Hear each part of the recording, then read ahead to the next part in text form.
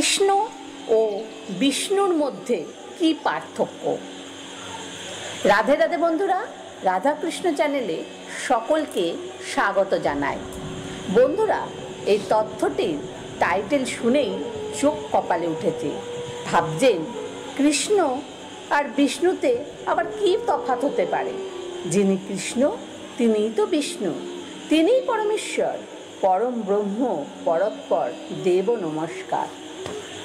এই মন্ত্রটি কি তাহলে মিথ্যা হয়ে গেল?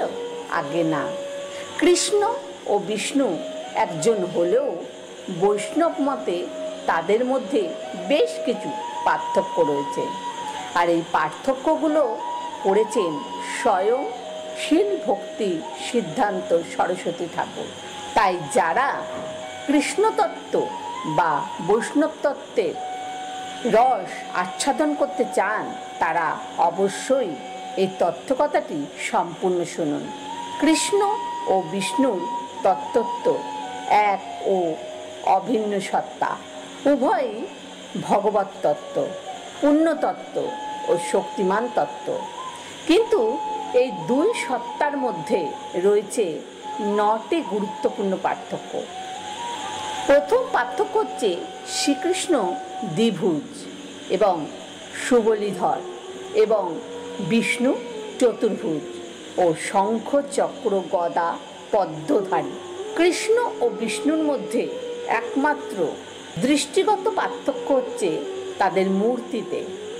শ্রীকৃষ্ণ ও হস্তবিশিষ্ট এবং বংশীবদন করেন, অন্যদিকে শ্রী বিষ্ণু 4 হস্তবিশিষ্ট এবং শঙ্খ চক্র গদা পদ্মধারী।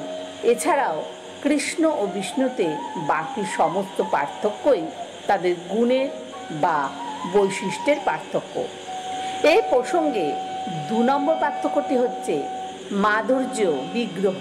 কৃষ্ণই ঐশ্বরিক মূর্তিতে বিষ্ণু বা নারায়ণ, যেমন ধরুন একজন হাইকোর্টের জজ, তিনি যখন কোর্টে বসে আছেন তখন তিনি তার সম্ভ্রম ভাব বজায় রেখে তার কার্য পরিচালিত করেন।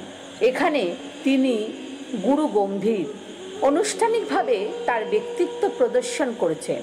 আবার তিনি যখন তার কোর্টের কাজ সেরে বাড়িতে ফিরলেন তখন তিনি একেবারে আলাদা এক মানুষ। এখানে তিনি হেসে খেলে কথা বলছেন। ঠিক তেমনই ভাবেই শ্রীকৃষ্ণ বা বিষ্ণু তত্ত্ব একই ব্যক্তি হলেও তিনি যখন ঐশ্বরিক মূর্তিতে বা বিষ্ণু হিসাবে অবস্থান করেন তখন সঙ্গত কারণেই তিনি তার সম্ভ্রম ভাব বজায় রাখেন।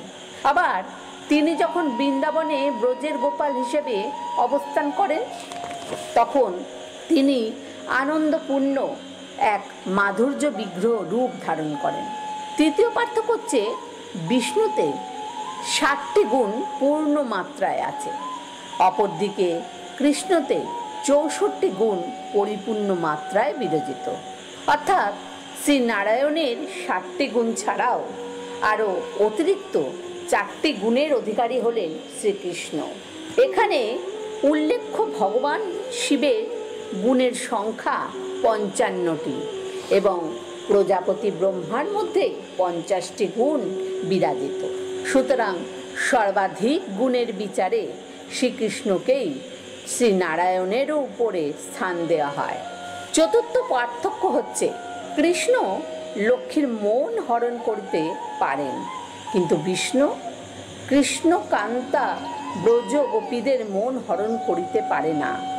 দেবী শ্রী লক্ষ্মী বৃন্দাবনে শ্রীকৃষ্ণের ব্রজ লীলা ও রাসলীলার কথা শ্রবণ করে অতি আগ্রহে বৃন্দাবনে প্রবেশ করতে চেয়েছিলেন। এই ঘটনার দ্বারাই প্রমাণিত হয় শ্রীকৃষ্ণ মত্তধামে থেকে শ্রী লক্ষ্মীর মন হরণ করতে সক্ষম হয়েছিলেন। অন্যদিকে শ্রী বিষ্ণু রাসলীলায় অংশগ্রহণকারী গোপীদের মন হরণ করতে পারেননি। আপনারা নিশ্চয়ই জানেন বৃন্দাবনে রাসলীলা চলাকালীন সময়ে গোপিকারা মনে মনে গর্বিত হয়ে উঠলেন। শ্রীকৃষ্ণ অন্তর্নিহিত হলেন।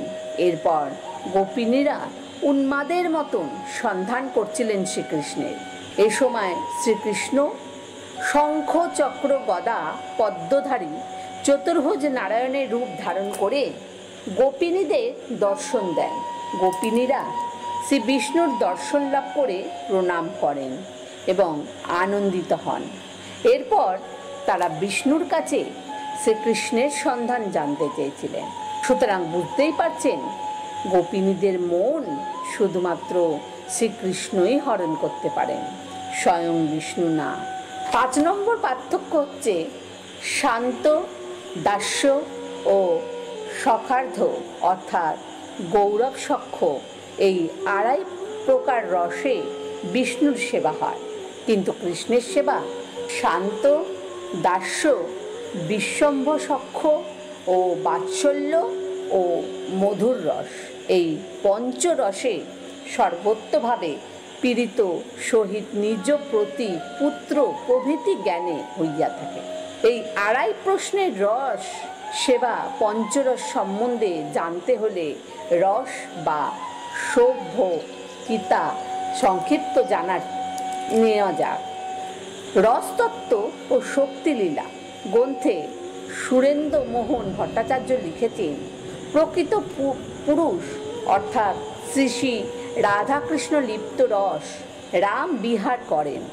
এই চিতধাম, এই রস রাসমণ্ডল পূর্ণতম সুখ রসে অবস্থিত ও জ্যোতিস্বরূপ কামবীজ মহামন্ত্রে সম্মিলিত। এই কমলে অষ্টদলে অর্কুশমী এবং কিঞ্জংস ও কেশর সমূহে অসংখ্য গোপী বিরাজিত। এই স্থলেই রসিক শেখর পূর্ণতম রস রাসবিহারী শ্রীকৃষ্ণ পূর্ণতম লাদিনী শক্তি রাধিকা সহ নিত্যলীলা করিতেছেন। জীব এই রস রাসলীলা সুখী হইতে পারলেই তাহার পূর্ণ সুখ লাভ হয়। এইখানে বলা হচ্ছে শ্রী বিষ্ণুকে শান্ত, দাস্য ও সখ্যের অর্ধেক অর্থাৎ গৌরব সখ্য রসে সেবা করা হয়। অন্যদিকে শ্রীকৃষ্ণকে 5টি রসে সেবা করা হয়। এখানে বিষ্ণুকে যে সখ্য রসে সেবা করা হয়, সেই সখ্যের মধ্যে মৃদু গৌরব বা সম্ভ্রম বিদ্যমান থাকে। অন্যদিকে বিশ্বম্ভ সখ্য রসে শ্রীকৃষ্ণের সেবা করা হয়। এ সখ্য হচ্ছে গভীর সখ্যতা, যেমনটা ঘটে থাকে বাল্যকালের ক্ষেত্রে। পার্থক্য হচ্ছে শ্রীকৃষ্ণ স্বয়ং রূপ মূঢ় দীপস্বরূপ, তাহা হইতে অসংখ্য বিষ্ণুতত্ত্ব রূপ দীপ প্রজ্বলিত বা প্রকাশিত হয়েছে। ব্রহ্ম সংহিতার 5ম অধ্যায়ে 46 নম্বর শ্লোকে বর্ণনা হয়েছে এক মূল প্রদীপের জ্যোতি যেরূপ অন্য বাতি বা বাতিগত হয়ে বিবৃত হেতু সমান ধর্মের সঙ্গে পৃথক প্রজ্বলিত হয়, সেইরূপ বিষ্ণু তত্ত্বেও যিনি প্রকাশ পান, সেই আদি পুরুষ গোবিন্দকে আমি ভজন করি। বন্ধুরা, খেয়াল করবেন, শ্রী গোবিন্দ ও শ্রীকৃষ্ণকে এখানে আদি পুরুষ হিসাবে বর্ণনা করা হয়েছে, যার থেকে বিষ্ণু তত্ত্ব রূপ দীপ প্রজ্বলিত হয়েছে। 7ম পার্থক্য হচ্ছে কৃষ্ণ মাধুর্য বিগ্রহ আর বিষ্ণু ঐশ্বর্য বিগ্রহ। কৃষ্ণ পরমেশ্বর হইয়াও নিজেকে ঈশ্বর মনে করেন না, পরন্তু নিজেকে নন্দের পুত্র, রাধার নাথ প্রভৃতি বলিয়াই জানে। কিন্তু বিষ্ণু ঈশ্বর, কিন্তু অভিমানী। এই পার্থক্যটাই অনেকটা দ্বিতীয় পার্থক্যের মতন। এখানে নতুন করে ঈশ্বর অভিমানী কথাটা ব্যবহার করা হয়েছে। কিন্তু মনে রাখবেন, এই অভিমানী শব্দটি জাগতিক অভিমানী বোঝায় না, বরং বিষ্ণুর ঐশ্বরিক ভাব, গাম্ভীর্য বা সম্ভ্রম ভাবকেই বোঝানো হয়েছে। 8ম পার্থক্য হল বিধি মার্গে বিষ্ণু সেবা আর রাজমার্গে কৃষ্ণ সেবা হয়ে থাকে।